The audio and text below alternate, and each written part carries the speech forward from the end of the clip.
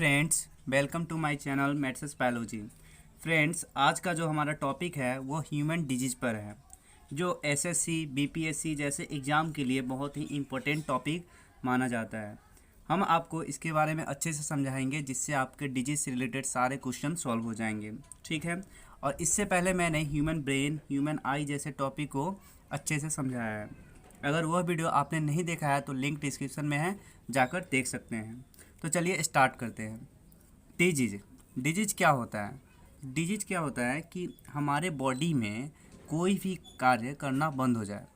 ठीक है, हमारे बॉडी का कोई भी पार्ट्स क्या हुआ, कार्य करना बंद कर जाता है तो क्या हो जाता है? रोग। उसी को क्या कहते हैं? हम रोग कहते हैं, डिजीज।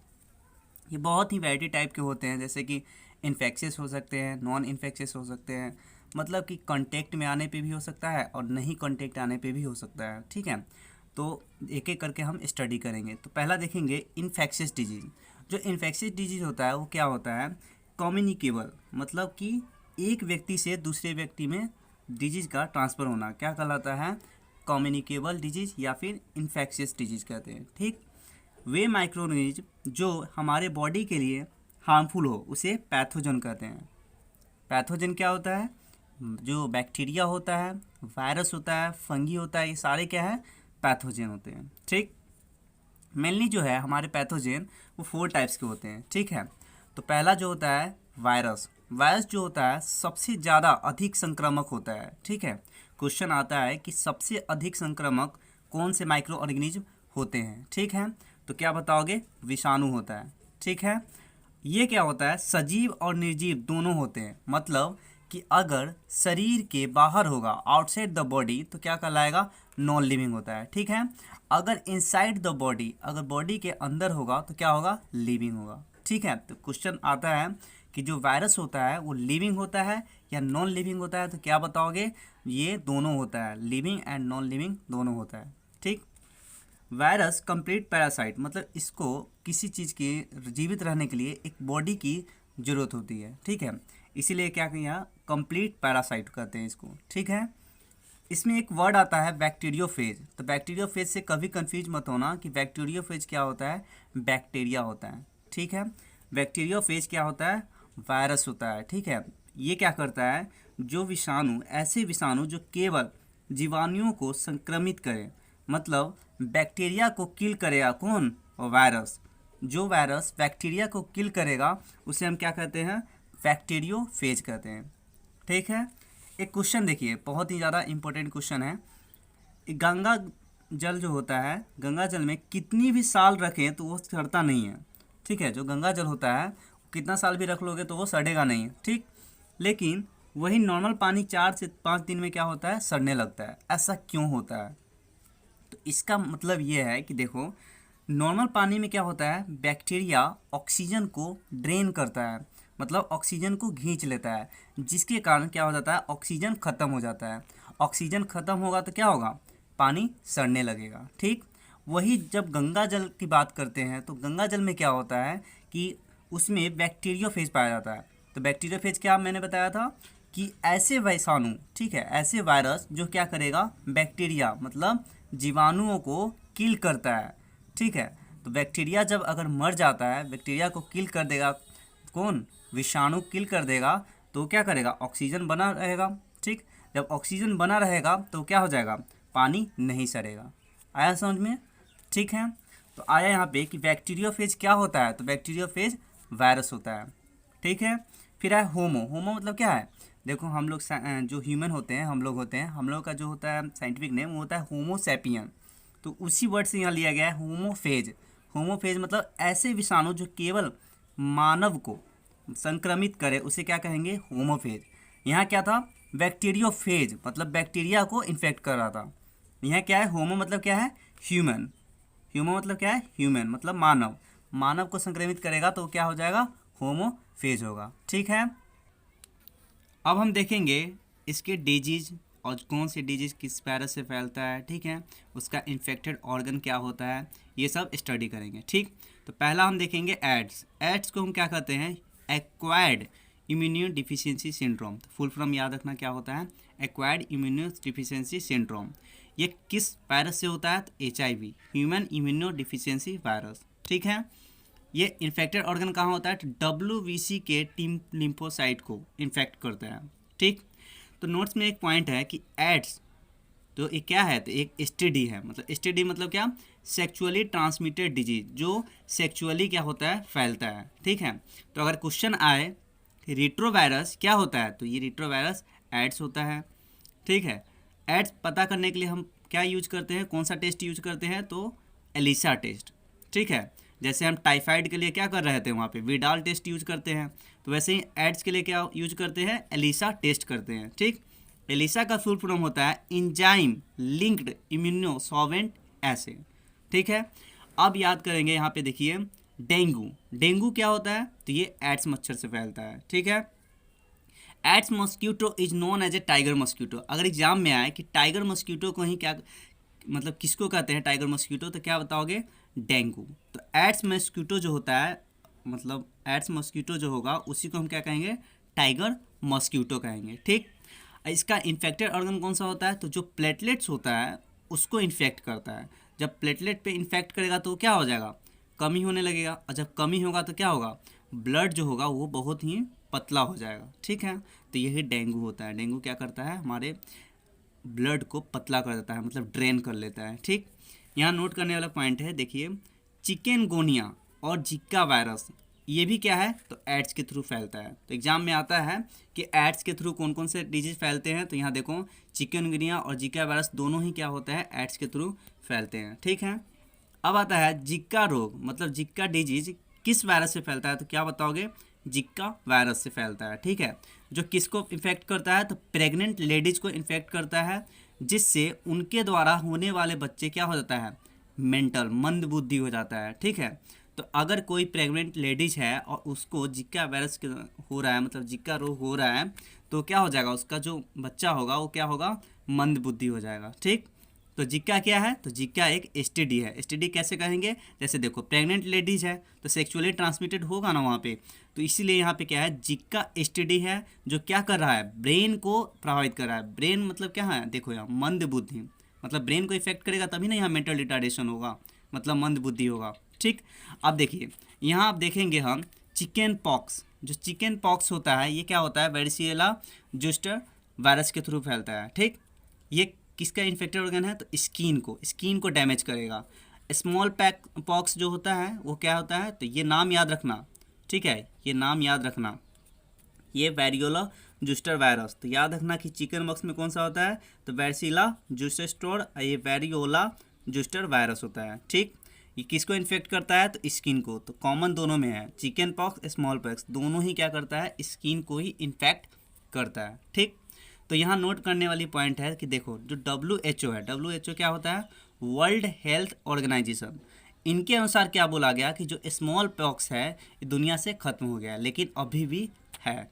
ठीक है, तो अब देखिए यहाँ पे निपाह क्या होता है? निपाह ये चमगादड़ से ह्यूमन में फैलता है। मतलब कि चमगादड़ से ह्यूमन में फैलने का मतलब क्या है? कि चमगादड़ की तरह जो बिहेव कौन करेगा? ह्यूमन करेगा। तो किसके कारण होता है? किस वायरस के कारण होता है? तो निपाह वायरस। वायरस का नाम याद रखना, हर डिजीज का और वायरस का नाम याद रखना। ठीक है, और उसका इन्फेक्टेड ऑर्गन भी याद रखना कि क्या करेगा? तो रेस्पिरेटरी ऑर्गन को, मतलब श्वसन अंग को वो क्या करेगा? डैमेज करेगा। ठीक है, अब देखिए निपाह एक जेनेटिक डिजीज है जो अलग अलग जीवों में फैले। एक जीव से दूसरे जीव में उसे जेनेटिक डिजीज कहेंगे। जेनेटिक डिजीज क्या होता है? कि निपाह एक जेनेटिक डिजीज है जो एक से दूसरे व्यक्ति में फैलेगा, एक जीवों से दूसरे जीवों में फैलेगा, तो क्या हो जाएगा? जैसे यहाँ देखो जीव चमगादड़ है और इधर भी हम लोग क्या है? तो इस जीव से इस जीव में ट्रांसफ़र हो रहा है, तो क्या हो गया? Genetic disease. इसी को कहते हैं कि अलग अलग जीवों में एक जीव से दूसरे जीवों में ट्रांसफ़र करना किसका? डिजीज का, वो कहलाता है क्या? जेनेटिक डिजीज कहलाता है। ठीक, अब देखिए स्वाइन फ्लू स्टडी करेंगे। तो स्वाइन फ्लू क्या होता है? तो ये H1N1 वायरस के कारण होता है। ठीक, ये क्या होता है? तो रेस्पिरेटरी ऑर्गन को इन्फेक्ट करता है। तो याद रखना स्वाइन फ्लू और निपाह दोनों ही क्या होता है? जेनेटिक डिजीज होता है। जेनेटिक डिजीज का मतलब क्या हुआ? कि हर जीव, मतलब एक जीव दूसरे जीव को इन्फेक्ट करेगा। ठीक है। यहाँ देखो ये पिग से ह्यूमन में फैलता है, इसीलिए इसको क्या बोला गया, पिग, इसीलिए इसको क्या बोला गया, पिग फ्लू। अगर आपसे एग्जाम में आए कि पिग फ्लू किसको कहते हैं, तो स्वाइन फ्लू को ही पिग फ्लू कहते हैं। क्यों? क्योंकि ये पिग देखो इस एक जीव से दूसरे जीव में आया ना, इसलिए ये कहा गया कि ये भी क्या है, जेनेटिक डिजीज है। तो एक जीव से दूसरे जीव में फैला तो क्या हो गया, पिग फ्लू हो गया। ठीक है, अब हम देखेंगे बैक्टीरिया के बारे में, मतलब जीवाणु के बारे में। इसमें देखो जो यूनिसेलुलर, यूनिसेलुलर मतलब क्या, जिसमें एक सिंगल सेल होगा। ठीक है, जिसमें क्या होगा, सिंगल सेल प्रेजेंट होगा। तो यहाँ देखो यूनिसेलुलर ऑर्गेनिज्म को भी कौन दिया था, एवी लीवेनॉक, एंटोन वॉन लीवेनॉक। और लिविंग सेल को भी डिस्कवर किसने किया था, तो एंटोनी वॉन लीवेनॉक। याद रखना, बैक्टीरिया, यूनिसेलुलर और लिविंग सेल का डिस्कवर किसने किया था, तो एंटोनी वॉन लीवेनॉक। एग्जाम में आता है कि बैक्टीरिया का किसने डिस्कवर किया था, तो एंटोनी वॉन लीवेनॉक किया था। ठीक है, यह शुद्ध जीव होता है, मतलब ये शुद्ध सजीव होगा। ठीक है, लिविंग होगा। जीवाणु एक कोशिकीय जीव है, एक कोशिकीय यहाँ बोला है ना, यूनिसेलुलर ऑर्गेनिज्म है। तो बैक्टीरिया क्या है, यूनिसेलुलर ऑर्गेनिज्म है। ठीक, इससे डिजीज और बैक्टीरिया का नाम याद रखना। ठीक है, एग्जाम में आता है। तो डिजीज कौन सा है, पहला देखेंगे हम, कोलरा। कोलरा को हम हिंदी में कहते हैं हैजा। हैजा जो होता है इस किस बैक्टीरिया से फैलता है, तो विब्रियो कोलरा। नाम याद रखना, विब्रियो कोलरा किससे हो रहा है, देखो हैजा। ठीक, यह गंदा पानी खाना से सेवन करने से क्या होता है, कोलरा होता है। ठीक, अब हम देखेंगे लेप्रोसी। लेप्रोसी को हम क्या कहते हैं, कुष्ठ रोग।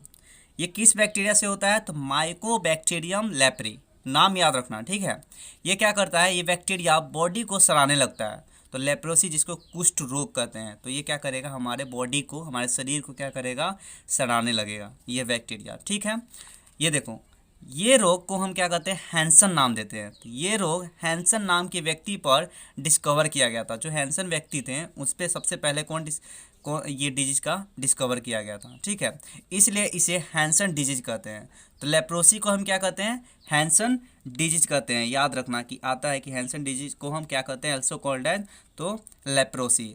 और सबसे पहले किस में देखा था, तो ये हैंसन इस पे डिस्कवर किया गया था। ठीक है, अब आया ट्यूबरक्लोसिस। ट्यूबरक्लोसिस को हम क्या कहते हैं, टीबी, मतलब क्षय रोग कहते हैं। ये किस बैक्टीरिया से होता है, तो माइकोबैक्टीरियम ट्यूबरक्लोसिस। ठीक, इसके बाद आया लॉक जॉ डिजीज। जो लॉक जॉ एग्जाम में आता है, ठीक है, इंपॉर्टेंट है कि टेटनस को ही क्या कहते हैं हम, लॉक जॉ डिजीज कहते हैं। ठीक, किस बैक्टीरिया से होता है, तो क्लोस्ट्रेडियम टेटनी। ठीक है, याद रखना ये सबसे इंपॉर्टेंट है। ठीक है, टेटनस जो होता है इसी को हम लॉक जॉ डिजीज कहते हैं। अब आया टाइफाइड। टाइफाइड जो होता है सल्मोनेला टाइफाइड। ठीक है, हम बताया ना कि इसका जो टेस्ट करते हैं, इसको चेक करने के लिए जो टेस्ट किया जाता है उसका नाम होता है विडाल टेस्ट। एग्जाम में आता है। ठीक है, तो टाइफाइड के लिए क्या होगा, विडाल टेस्ट। एड्स के लिए क्या हो रहा था वहाँ पे, एलिसा टेस्ट। ठीक है, तो याद रखना। एसटीडी कॉज बाई बैक्टीरिया, बताया ना कि एसटीडी सेक्चुअली ट्रांसमिटेड डिजीज जो होता है बैक्टीरिया के थ्रू होता है। तो कौन सा होता है, तो सिफिलिस। इस बैक्टीरिया के थ्रू क्या होता है, एसटीडी बीमारी होता है। ठीक है, तो कौन सा है, तो यहाँ देखो ट्रेपेनोमा पैलिडियम। तो सिफिलिस अगर पूछे कि सिफिलिस किससे होता है, तो ट्रेपेनियम पैलिडियम। ठीक है, इसका साइंटिफिक नेम याद रखना।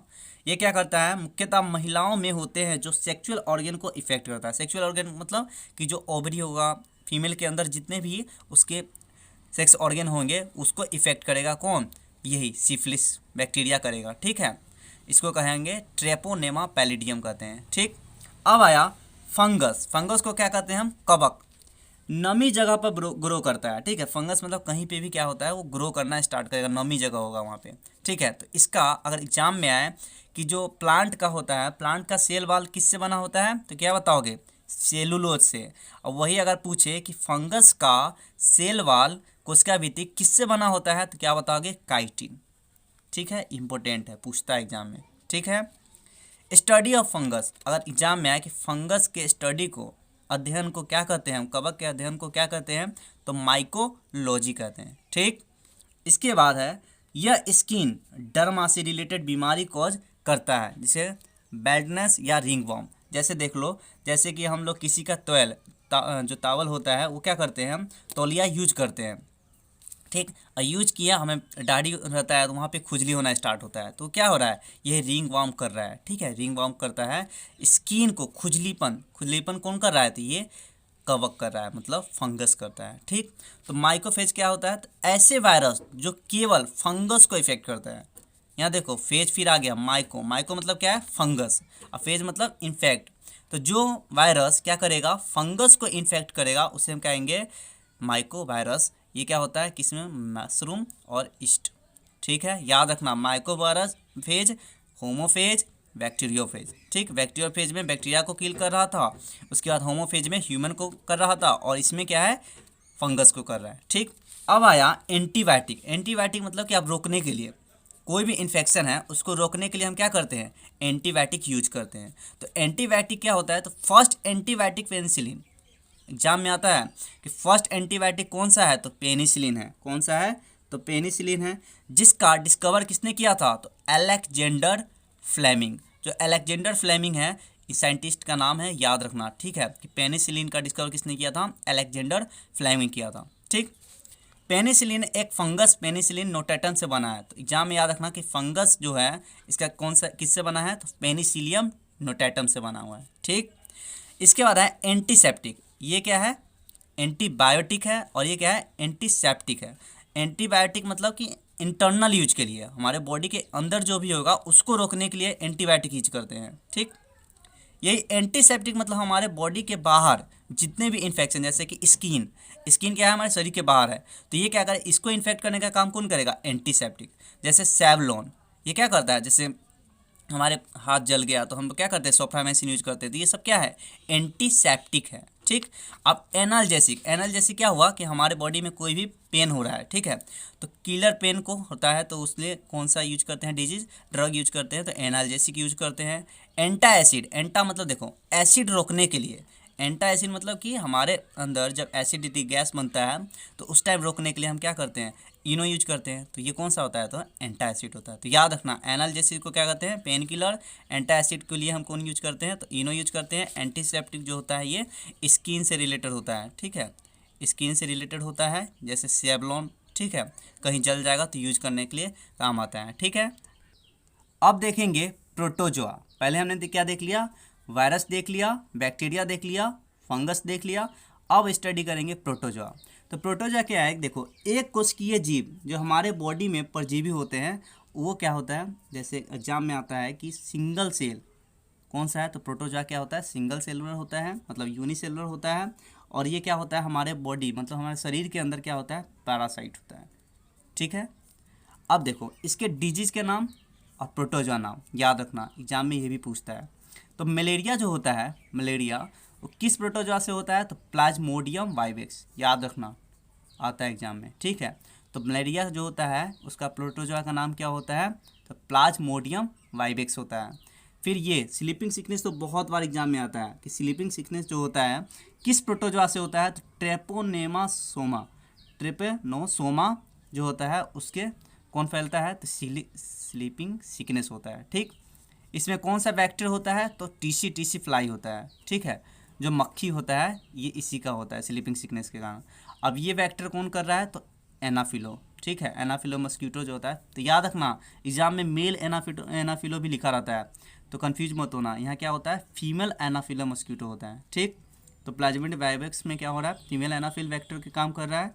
ट्रेपेनोसोमा मतलब स्लीपिंग सिकनेस में कौन कर रहा है, टीसी फ्लाई कर रहा है। ठीक है, अब आया काला जार। काला जार जो इसको हम क्या कहते हैं, ब्लैक फीवर कहते हैं। ठीक है, तो ब्लैक फीवर के लिए जो वेक्टर होता है वो कौन होता है, सेंट फ्लाइट होता है। ठीक है, इतना अभी तो पूछा नहीं गया है। ठीक है, लेकिन ऐसा करेगा कि क्वेश्चन पूछ सकता है कि काला अजार को ही क्या कहते हैं, हम ब्लैक फीवर कहते हैं, ऐसे क्वेश्चन पूछ सकता है। लेकिन जो ये क्वेश्चन है बहुत बार पूछा गया है, और मलेरिया में ये पूछा गया है कि ये फीमेल एनाफिलो होता है कि मेल एनाफिलो होता है। ठीक है, तो याद रखना। अब देखेंगे एलिफेंटिएसिस। एलिफेंटिएसिस को हम क्या कहते हैं, फिलियरिया। जो फिलियरिया होता है इसको हाथी पाँव कहते हैं। हमारे जो लिम्स होते हैं, हमारा जो वहाँ पे होता है क्या होता है, फूलना स्टार्ट हो जाता है, बहुत ही पाँव भारी हो जाता है, फूल जाएगा, तो वही को हम क्या कहते हैं, हाथी पाँव कहते हैं। ठीक है, ये क्या है, संक्रामक रोग है, मतलब कि एक व्यक्ति से दूसरे व्यक्ति में ट्रांसफ़र होगा। ठीक, यह राउंड वार्म के कारण हाथी पाँव होता है। अगर पूछे एग्जाम में कि एलिफेंटिएसिस किससे होता है, तो ये राउंड वार्म के कारण होता है। ये कहाँ होता है प्रेजेंट, तो मिट्टी में होता है, तो ये सोइल में पाया जाता है। ठीक है, राउंड वार्म जो राउंड वार्म होते हैं उसका साइंटिफिक नाम क्या होता है, तो विचेरिया होता है। तो क्वेश्चन आता है विच एरिया ब्रोंकाइटी जो होता है ब्रोंकाइटी होता है, ठीक है। तो इसका अगर पूछेगा कि वेक्टर कौन सा होगा, इसका वेक्टर वाहक दिया है, तो वेक्टर कौन सा होता है, तो कुलेस्क मॉस्किटो होता है, ठीक है। तो एलिफेंटिएसिस का वेक्टर कौन होगा, कुलेस्क मॉस्किटो होगा, ठीक है। और किससे होता है, तो राउंड वर्म से होता है। राउंड वर्म का साइंटिफिक नेम क्या होता है, विचेरिया होता है, ठीक है। अब देखो नोट, हाथी पाँव न तो वायरस बैक्टीरिया से और न ही फंगस प्रोटोजा से होता है, ठीक है। मतलब कि हाथी पाँव न वायरस से हो रहा है, न बैक्टीरिया से हो रहा है, न फंगस से हो रहा है, न प्रोटोजोआ से हो रहा है, ठीक है। ये किससे हो रहा है, तो राउंड वर्म से हो रहा है। मतलब सॉइल में प्रेजेंट अगर होगा तो वो क्या करेगा, कुलेस्क मॉस्किटो से हो रहा है, ठीक है। तो एग्जाम में याद रखना, इसलिए नोट बना कर मैंने लिखा है, ठीक है। अब आया नॉन इन्फेक्शियस डिजीज। मतलब पहले हम क्या स्टडी कर रहे थे, इन्फेक्शियस मतलब एक जगह से दूसरे जगह में, ठीक है, मतलब कम्युनिकेट कर रहा था, ठीक। अब ये नॉन इन्फेक्शियस असंक्रामक रोग जो क्या कर रहा है, ये छुआछूत और सेक्सुअली नहीं फैलता है। मतलब अगर कांटेक्ट में नहीं आएगा तो ये नहीं फैलेगा, इसी को कह रहे हैं नॉन इन्फेक्शियस डिजीज कहते हैं, ठीक। यह रोग मुख्यतः मल न्यूट्रिशन कुपोषण के कारण होता है। मतलब कि हमारे शरीर में गंदगी होगा तो उसी कारण क्या होगा, नॉन इन्फेक्शियस डिजीज होता है, ठीक है।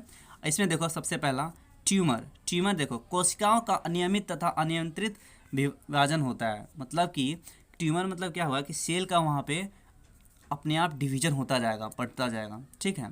तो यहाँ पे देखो मैलिग्नेंट ट्यूमर एक होता है, मैलिग्नेंट एक होता है वेनाइन ट्यूमर। तो मैलिग्नेंट ट्यूमर क्या होता है, तो ये लिविंग होता है, ठीक है। तो याद रखना कि ये लिविंग होता है, बेनाइन क्या होता है, डेड ट्यूमर होता है।